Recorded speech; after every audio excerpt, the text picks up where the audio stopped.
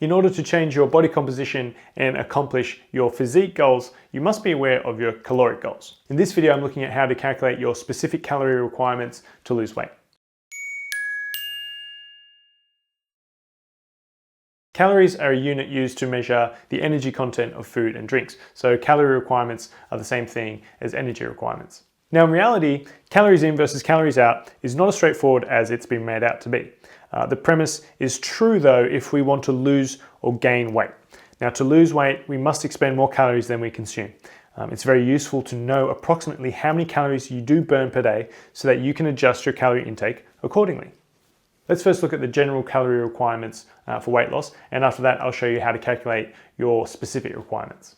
So an average woman needs to eat about 2,000 calories per day to maintain and 1,500 calories to lose 1 pound of weight per week. An average man needs 2,500 calories to maintain and about 2,000 to lose 1 pound of weight per week.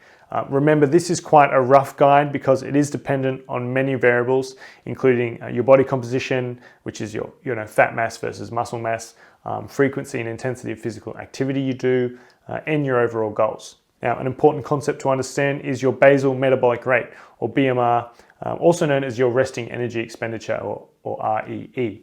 This is the amount of calories you burn at rest. So just by existing, your heart beating, breathing, BMR and REE are essentially the same thing. Now, the human body uses 60 to 75% of calories just to perform these natural processes at rest. The remainder of that energy pie is basically your activity levels. Obviously, the more active you are, the more calories you burn, and therefore the more calories you require. Okay, now what about calculating your own unique individual calorie requirements? Thanks to researchers, we can accurately estimate that using some simple formulas, namely the recent Mifflin-St. Jeor equation or the revised Harris-Benedict equation to work out basal metabolic rate. Now, as you can see, they can be a bit confusing and certainly time-consuming to use. Then you have to multiply by physical activity, which adds more numbers into the equations. Also remember, even these calculations are not perfect. There's always a degree of error. And because those formulas are estimates with a margin of error, it makes sense to use the simplest one possible. A formula by fitness and nutrition expert Alan Aragon is the fastest to use and accurate to within 5% of the long formulas. Now it applies to both men and women. So first here I'll list the equation in pounds. So to work out your total energy expenditure, your total requirements, you put in your target body weight in pounds, and then that has to be multiplied by your average weekly training hours plus a factor of 8 to 10 or 9 to 11, which I'll discuss in a moment. Here's the equation in kilograms. It's basically the same, except you have to multiply your physical activity number by a factor of 2.2 before you multiply that with total body weight. So the number ranges given in each formula are there to take into account your gender and differences in daily activity levels. So if you're a woman or someone with a sedentary lifestyle, you'd use the 8 to 10 range, 8 being little training and 10 being high training.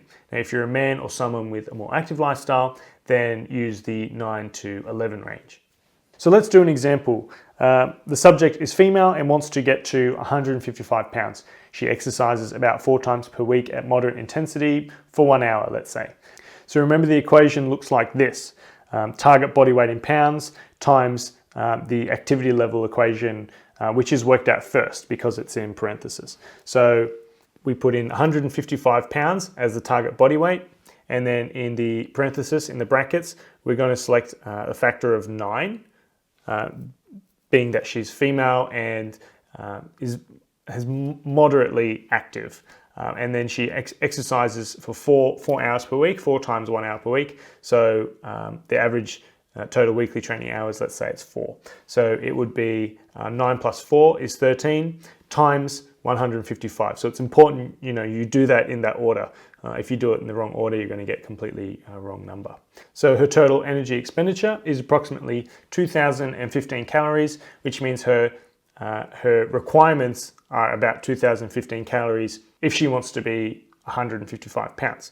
So in other words, eating around 2,000 calories per day consistently will put her on track to get to 155 pounds. Whether she is heavier than that now and needs to reduce calorie intake to that amount, or she's lighter and she needs to increase it to that amount. Now, if you want an even easier method, you can simply use an online calculator. Basically, you just punch in all your details, click a button, and it does it for you. We have a free one on Authority Nutrition, so if you'd like to use that, you can find a link to it in the video description below. Now that you have your approximate daily calorie requirements worked out, you should also work out how many calories you eat per day on average, at least just for a few days. And that way you have both sides of the calories in versus calories out equation worked out. We've already compiled a list of free websites that help you calculate that, and you can also find a link to that in the video description below. Thanks for watching. If you found this video useful or you enjoyed it, please give it a thumbs up, and be sure to subscribe to the Authority Nutrition YouTube channel